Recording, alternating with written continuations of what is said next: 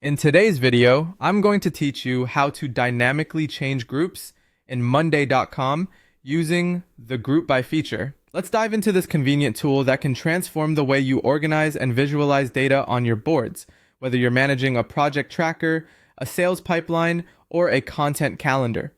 First, open your Monday.com workspace and navigate to the board you want to work with. This could be any board where you'd like to view your data in different ways.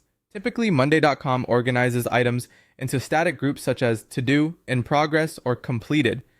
These groups are like folders that you create and maintain manually.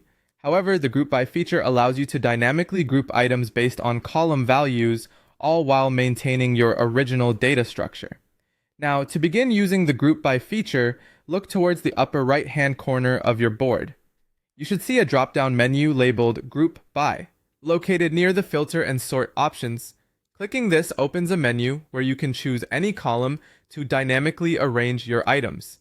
This flexibility allows for various grouping options based on your needs.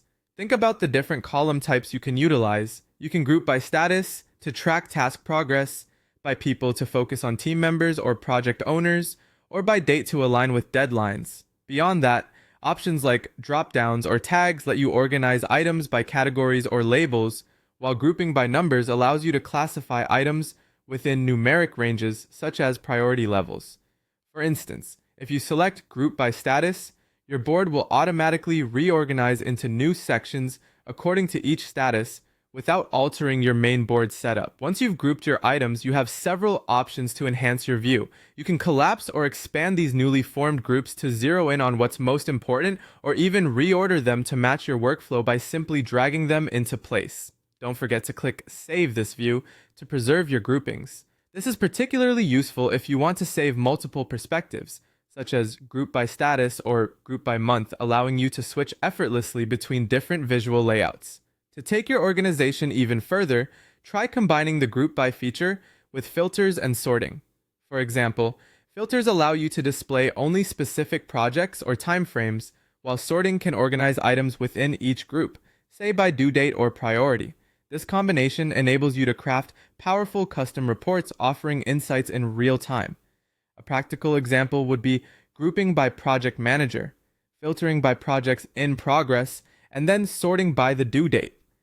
This setup reveals precisely what each manager is currently tackling.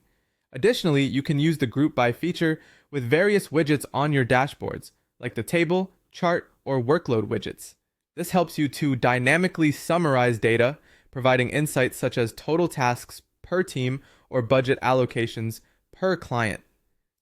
Finally, don't forget to save and share your newly grouped view by clicking Save as New View.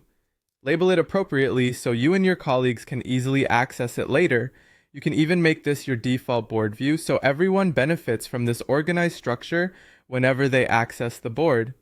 Thanks for watching, and I hope this guide helps you maximize your use of Monday.com's powerful features.